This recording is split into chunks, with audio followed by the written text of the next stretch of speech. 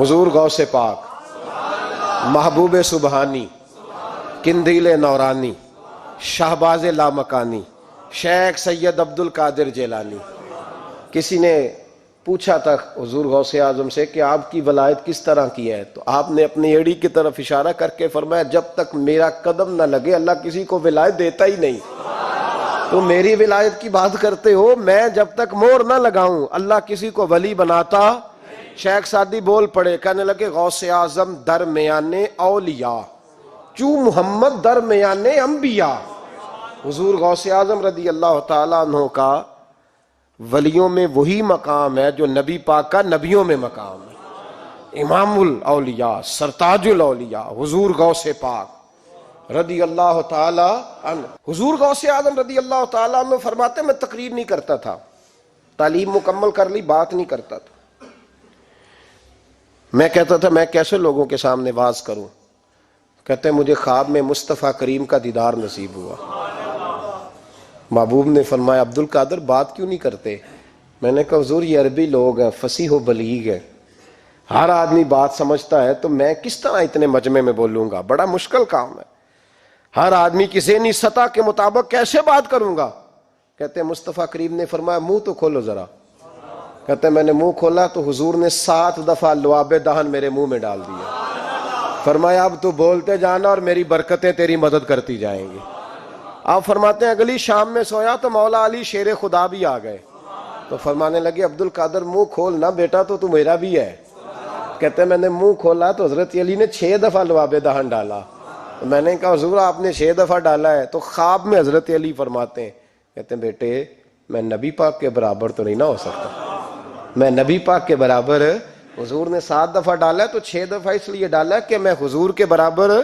صحابہ تو خواب میں بھی آ کے کہتے ہیں ہم نبی کے برابر نہیں، تو کیسے نبی کے برابر بن گیا؟ وہ تو خواب میں بھی آ کے کہتے ہیں کہ ہم حضور کے برابر ہیں، تو زندگی میں دعوے کرتا پھرتا ہے۔ حضور غوث اعظم فرماتے ہیں بس پھر چھوٹی سی مسجد اور اس میں نے تقریر شروع کی، میں اکیلا ہی چلا تھا جانب منزل مگر، پھر لوگ ملتے ہی گئے، پھر کارواں بنتا گیا۔ فرماتے ہیں چھوٹی سی مسجد، پھر مسجد بڑی ہوئی، پھر مجمع بڑھ گیا۔ فرماتے ہیں پھر جامع مسجد، پھر مجمع وہاں بھی کم پڑ گیا، پھر بغداد کی عیدگاہ وہ بھی بھر گئی تو صحرا میں جا کے خیمے لگ گئے۔ کہتے ہیں تقریر ہوتی تو ہزاروں کا مجمع، ہزاروں کا۔ ملا علی قاری کہتے ہیں غوث اعظم کے اجتماع میں 70 ہزار لوگ شریک ہوتے تھے، ہزاروں علماء کاغذ قلم لے کے بیٹھے ہوتے تھے کہ غوث پاک جو باتیں بیان کریں گے تفسیری نقطے ہم نے نوٹ کرنے۔ اور حضور غوث اعظم کو اللہ نے یہ کمال دیا تھا، کمال، یہ آپ کی کرامت تھی کہ بغیر سپیکر کے بولتے تھے، جیسی سمجھ پہلے والے کو آتی تھی ویسی آخری والے کو آیا کرتی تھی۔ آج نا کرامت کی بات آتی ہے تو بندے چھپنے لگ جاتے ہیں، کہتے ہیں نہیں یہ نہیں ہو سکتا، بڑا مدافعانہ سا عمل، بڑا شرمندہ سا لب بولا ہے جاجی وہ غوث پاک۔ ایک دن ایک صاحب کرامت بیان کر رہے تھے تو بڑے جھجک کے حضور غوث اعظم، میں نے کہا تو بیٹھ مجھے بیان کرنے دے، تو ڈر رہا ہے کرامت سے ڈر رہا ہے، مجھے بیان کرنے دے، میں بیان کرتا ہوں، مجھے بیان کرنے دے۔ ملا علی قاری علیہ رحمہ نے لکھا ہے، دیگر بہت سارے لوگوں نے لکھا ہے، غوث اعظم خطبہ دے رہے تھے، تقریر کر رہے تھے، اچانک ہاتھ آگے بڑھایا تو یہاں تک ہاتھ بھیگ گیا غوث اعظم کا۔ ہاں کھول کے دیکھے، کھول کے بات کر رہا ہوں، ہاتھ یہاں تک بھیگ گیا۔ مرید کہتے ہیں ہم نے پوچھا حضور پانی بھی کوئی نہیں، ہاتھ بھیگ گیا۔ میں چپ کر کے سبق پڑھو، شاگردوں کو پڑھا رہے ہیں، چپ کر کے سبق پڑھو۔ تھوڑی دیر گزری، چند گھنٹے تو ایک قافلہ آ گیا، سارے لوگ پانی میں بھیگے ہوئے ہیں۔ حضور غوث اعظم کے سامنے کھڑے ہوئے، کہا حضور آپ نے بڑی کرم نوازی فرمائی، بڑی کرم نوازی۔ وہ شاگرد کہنے لگے ہوا کیا؟ تو وہ لوگ کہنے لگے کشتی میں بیٹھے تھے تو کشتی ڈوبنے لگی، ہم نے کہا یا شیخ عبد القادر جیلانی، خدا کے فضل سے ہم پر ہے سایہ غوث اعظم کا، ہمیں دونوں جہاں میں ہے سہارا غوث اعظم کا۔ کہتے ہیں حضور غوث اعظم نے وہاں بیٹھے ہاتھ لگایا اور ڈوبتی کشتی کو باہر نکال لیا، اور ڈرنے لگے، کہنے لگے جناب یہ کرامت لوگ نہیں مانیں گے۔ تو میں کہا جنہیں نہیں مننا نہ مننے۔ ایک عیسائی مسلمان دونوں جھگڑا کر رہے ہیں، غوث اعظم گزر رہے ہیں، جھگڑا ہو رہا ہے۔ عیسائی مسلمان سے کہتا ہے ہمارے نبی عیسیٰ علیہ السلام نے مردے زندہ کیے، تمہارے نبی نے بھی کو کیا تو بتاؤ۔ مسلمان پڑھا ہوا نہیں تھا، حالانکہ نبی پاک نے بڑے مردے زندہ کیے، پڑھا نہیں تھا، بتا نہ سکا۔ غوث اعظم کے کان میں آواز گئی تو جا کے عیسائی کا بازو پکڑ کے جھنجھوڑا، فرمانے لگے کیا کہا تم نے؟ میرے مصطفیٰ نے مردہ زندہ کیا تو بتاؤں؟ فرمایا تو نبی پاک کی چھوڑ، میں غلاموں کا غلام ہوں، میں غلاموں کا غلام ہوں، مجھے بتا کون سا مردہ زندہ کرنا ہے۔ تو چھوڑ حضور کی بات نہ کر، میں غلاموں کا غلام ہوں، مجھے بتا کون سا مردہ زندہ کرنا ہے۔ پرانی قبر پہ لے گیا، کہنے لگا جی اگر نہ ہوا تو؟ غوث اعظم فرمانے لگے جو تو کہے گا وہ میں کروں گا۔ تو کہنے لگے اگر ہو گیا تو؟ اگر تو غوث اعظم کہنے لگے نہ میرے خانقاہ پہ جھاڑو دینا، نہ میرے برتن مانجنا، نہ میرے گھر کا سودا لانا، اگر زندہ ہو گیا تو بس میرے نبی کا کلمہ پڑھ جانا، بس میرے رسول کا کلمہ پڑھ جانا۔ اللہ اکبر۔ اس نے جو سب سے پرانی قبر تھی نا، وہ کہتا ہے یہ ہمارے دادا نے بھی نہیں دیکھا تھا بندہ کون ہے۔ اس قبر پہ کھڑا ہو کہنے لگا اس کو زندہ کریں۔ تو غوث اعظم رضی اللہ تعالیٰ عنہ قبر کے سرانے کھڑے ہوئے تو دعا کرنے لگے، کہنے لگے مولا اپنے لیے نہیں، تیرے رسول کے لیے۔ پھر فرمایا قم باذن اللہ، اٹھ اللہ کے حکم کے ساتھ۔ ایک عورت کلمہ پڑھتی ہوئی کھڑی ہو گئی، کھڑی ہو گئی، اور کھڑی ہو کے اس نے پہلا جملہ کہا تو کمال کر دی، کہنے لگی میرے نصیب دیکھو، میں بنی اسرائیل کی تھی، عبد القادر تیرے صدقے جاؤں، تو نے مجھے کھڑا کیا ہے تو اللہ نے مجھے مصطفیٰ کا کلمہ پڑھنے کی توفیق دے دی، تیرے قربان جاؤں عبد القادر، تیری کیا بات ہے۔ اب وہ بندہ دوڑ دوڑ کے غوث اعظم کے قدموں میں آیا، فرمانے لگے نا کلمہ میرے مصطفیٰ کا پڑھنا ہے، حضور کا غلام بننا ہے۔ او بھائیو، حضرت شیخ عبد القادر جیلانی، حضور غوث اعظم رضی اللہ تعالیٰ عنہ، معمولی بات نہ سمجھنا، حضور غوث اعظم رضی اللہ تعالیٰ عنہ فرماتے ہیں میں قدم نہ لگاؤں تو اللہ ولایت ہی نہ دے، میں قدم نہ لگاؤں تو اللہ ولایت نہ دے۔ ایک آدمی سے حضور غوث پاک ناراض ہو گئے، ایک شخص سے، نکل جا میرے آستانے سے۔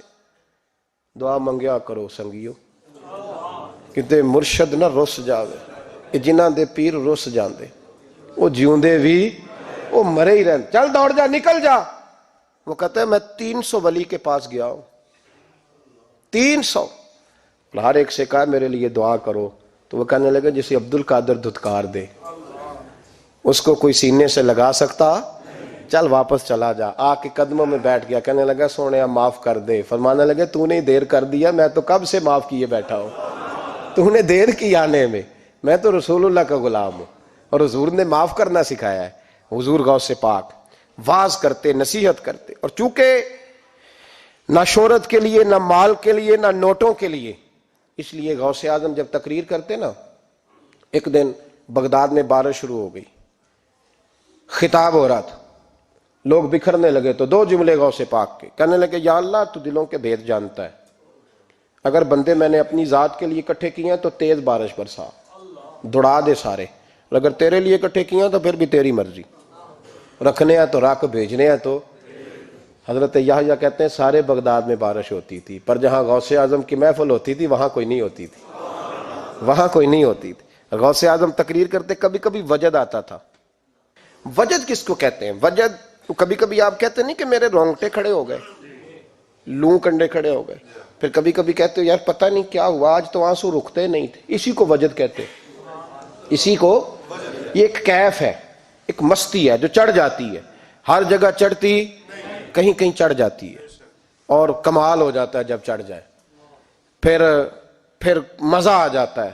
نہ انکار کریں اج میراں، اج موسم بڑا سہانا، مستی دا اج می برسا دے، نہیں پیاس دا کوئی ٹھکانا، تیرے کول اتر پرانا تے ساڈا درد بھی بڑا پرانا، تے میرا ہس ہس ٹالنا سانو، اسی پیتیوں باج نہیں جانا۔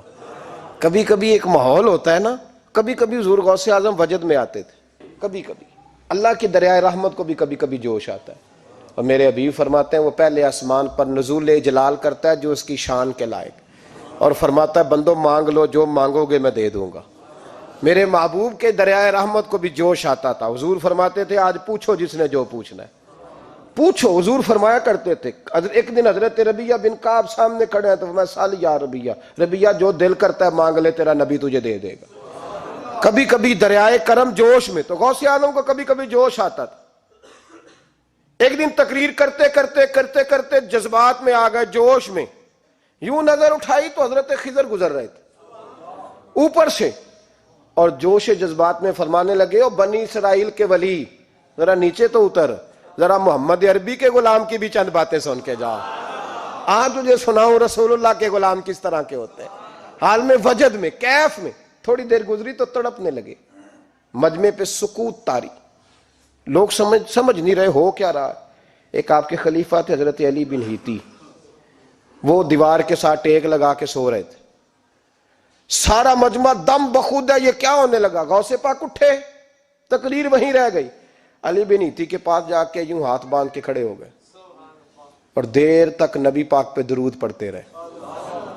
ان کی آنکھ کھلی تو وہ بھی روئے، غوث اعظم بھی روئے، دعا ہو گئی، جلسہ ختم۔ غوث پاک سے تو پوچھنے کی طاقت ہی نہیں تھی نا کسی کی، ان سے کون پوچھے؟ لوگ حضرت علی کے پاس، حضرت علی بھی نہیں تھی رحمت اللہ علیہ، حضور یہ کیا ہوا، ہمیں سمجھ نہیں آئی۔ آپ فرمانے لگے، تمہیں کیا بتاؤں، تم کسی معمولی پیر کے ماننے والے نہیں ہو، میں آج غوث اعظم کی محفل میں بیٹھے بیٹھے ہی مدینے پہنچ گیا ہوں اور مجھے رسول اللہ کے جلوے نظر آنے لگے ہیں، پر میرے شیخ کا کمال دیکھو، جو میں خواب میں دیکھ رہا تھا عبد القادر ظاہری آنکھوں سے نظر فرما رہے ہیں، ظاہری آنکھوں سے، عالم وجد میں، کیف میں، سرور میں۔ اور جب غوث اعظم تقریر کرتے تھے نا تو 50 آدمی اس کونے سے کھڑے ہوتے تھے، کہتے تھے حضور ساری زندگی گناہ کیے ہیں، اب توبہ کرتے ہیں، اب دوبارہ گناہ نہیں کریں گے۔ اس کونے سے 15 کھڑے ہوتے تھے، حضور ڈاکے ڈالے ہیں ساری عمر، اب توبہ، آپ کی بات نے دل بدل دیا ہے، اللہ نے توفیق ہدایت دے دی۔ ادھر سے 10 کھڑے ہوتے، حضور سود کا دھندا، چوری کا دھندا، آج کے بعد توبہ۔ ایک بزرگ تھے حضرت یحییٰ بن نجا ان کا نام تھا، وہ کہتے ہیں میں نے سوچا روز بندے توبہ کرتے ہیں، آج میں گنوں نہ کہ ایک محفل میں کتنے کرتے ہیں، آج گنوں نہ۔ اب تو کاؤنٹنگ کے مختلف ذرائع ہیں نا، کیلکولیٹر ہے، باقی چیزیں، اس زمانے میں یہاں گٹھلیاں ہوتی تھی کھجور کی، بندے کوئی چیز گننی ہوتی تو گٹھلی ڈالتے، یا لوگ دھاگا لے جاتے تھے، ہر دھاگے پہ گرہ لگاتے تھے، ایک گرہ دوسری گرہ، وہ کہتے ہیں میں نے نا اپنے پلو کے چادر کے نیچے دھاگا چھپا لیا، ایک بندہ توبہ کرنے اٹھا تو ایک گرہ ڈال دی، دوسرا اٹھا تو دوسری گرہ ڈال دی، تیسرا اٹھا تو تیسری، کہتے ہیں اچانک بندے زیادہ ہو گئے، اب میری سپیڈ ہی بڑی کم تھی، میں کوشش بڑی کرتا پر بندے زیادہ، کہتے ہیں بڑی کوشش کی پر میں پورا ہی نہ ہوں، کہتے ہیں جب میں تھک گیا نا اور تھوڑا سا میرا سانس بھی پھولنے لگا، پریشان بھی ہوا، تو غوث پاک نے میری طرف دیکھا اور دیکھ کے مسکرائے اور مسکرا کے فرمانے لگے، یحییٰ میں دلوں کی گرے کھولتا جا رہا ہوں، تو بند کرتا جا رہا ہے، میں گرہ کھول رہا ہوں، تو گرے لگا رہا ہے، اور چھوڑ دے یار، تجھ سے نہیں گنا جائے گا۔ یہ عبد القادر کی وجہ سے توبہ نہیں کر رہے، خدا کے فضل کی وجہ سے کر رہے، اور اللہ کا فضل گنا جا سکتا نہیں، شمار کیا جا سکتا۔ فرمایا نہ کر۔ آپ نے 40 سال لوگوں کو تبلیغ فرمائی، ہزاروں یہودیوں نے کلمہ پڑھا، لاکھوں نے، عیسائیوں کا بڑا عالم تھا، وہ کہتا ہے میں پوری انجیل پڑھتا تھا، جتنے نسخے تھے سب مجھے یاد تھے، لیکن میں متاثر ہو گیا اسلام سے، یمن کا رہنے والا تھا، میں نے ایک ٹھان لی اس کے ہاتھ پہ کلمہ پڑھنا ہے جو اس وقت نبی پاک کی امت میں سب سے زیادہ شان والا ہو۔ کہتے ہیں میں سویا تو خواب میں جناب عیسیٰ کا دیدار ہوا اور مجھے کہنے لگے تلاش کرنے کی ضرورت ہی کوئی نہیں، بغداد چلا جا، بغداد حضور غوث پاک کی بارگاہ میں، فرمانے لگے اس وقت نبی پاک کی امت میں سب سے زیادہ شان اللہ نے حضور غوث اعظم کو عطا فرمائی، شیخ عبد القادر جیلانی رضی اللہ تعالیٰ، غوث پاک۔ ہم کوئی دیوانے لوگ نہیں، یا ہمیں شعور نہیں، یا ہمیں عقل نہیں، ساری زندگی کھل کے جس چیز کا زیادہ تعارف کرایا وہ غوث اعظم کی نسبت ہے۔ اب تو ہمارے ہاں پیری مریدی کا رواج ہی نہیں نا، حضرت باعزید بستامی فرماتے تھے میں اس مولوی کے پیچھے نماز نہیں پڑھتا جو کسی کا مرید نہ ہو، جس کا اپنا پیشوا کوئی نہیں وہ میری پیشوائی کیسے کرے گا۔ حضرت مخدوم اشرف جہانگیر سمنانی فرمایا کرتے تھے میں تو اس دکاندار سے سودا نہیں لیتا جو کسی کا مرید نہ ہو، اس لیے کہ جس نے تربیت ہی نہیں لی، جس کے اندر درد ہی نہیں، روحانیت ہی نہیں، جس کا پیشوا ہی کوئی نہیں، کس طرح اب تو ماحول نہیں نہ رہا۔ لیکن یاد رکھو یہ نسبت اتنی تگڑی ہے، اتنی تگڑی کہ ہمارے صوفیاء نے ساری زندگی غوث اعظم کا غلام کہلانے میں فخر محسوس کیا ہے۔ کیا رشتہ داری تھی اعلیٰ حضرت بریلوی کی ان سے، کیا تعلق تھا پیر میر علی شاہ صاحب کا ان کے، کیا ان کا، لیکن ان لوگوں نے ساری زندگی کھل کے غوث اعظم کے تذکرے کیے۔ کیوں؟ غوث اعظم نے 40 سال عشاء میں وضو کیا اور فجر تک اللہ کی عبادت کی۔ فرماتے ہیں میرے مالک نے کہا عبد القادر کچھ مانگ لے، نہ اپنے لیے مانگا نہ اولاد کے لیے۔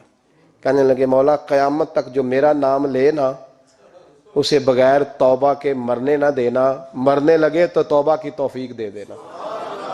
فرماتے ہیں میرے مالک نے وعدہ کیا ہے جو میرا ماننے والا ہوگا بغیر توبہ کے نہیں مرے گا۔ اور حضور غوث پاک رضی اللہ تعالیٰ عنہ فرماتے میں تو قیامت میں بھی اتنی دیر جنت میں نہیں جاؤں گا جب تک سارے مرید نہ ساتھ چلے جائیں، میں نے جانا نہیں، کھڑا ہو جاؤں گا، عرض کروں گا مولا بھیج۔ میں نے کہا یہاں بھی لوگ ڈر جاتے ہیں، یہ کیسے ہو سکتا ہے؟ اور بھائی پڑھو نا مشکاہ شریف، میرے نبی پاک علیہ السلام نے فرمایا ایک بندے نے ایک اللہ کے بندے کو پانی پلایا تھا، قیامت کے دن اللہ اس کی برکت سے اس گناہگار کو جنت عطا کر دے گا۔ اور حضور نے فرمایا بخاری میں المرء مع من احبا، جو جس سے محبت کرے گا قیامت میں اسی کے ساتھ اٹھایا جائے گا۔ تو ساری زندگی قادری کہلائے، ساری زندگی غوث اعظم کا غلام کہلائے، ساری زندگی خواجہ اجمیر کا نوکر کہلائے، ساری زندگی شاہ نقش بند کا غلام کہلائے، ساری زندگی شیخ شہاب الدین سہروردی کا اپنے آپ کو منسوب کرے اور دنیا سے جائے تو ایسے ہی چلا جائے؟ میرے نبی نے نص بیان کر دیا جو جس سے پیار کرے گا اسی کے ساتھ جائے گا، اسی کے۔ خدا کے فضل سے ہم پر ہے سایہ غوث اعظم کا، ہمیں دونوں جہاں میں ہے سہارا غوث اعظم۔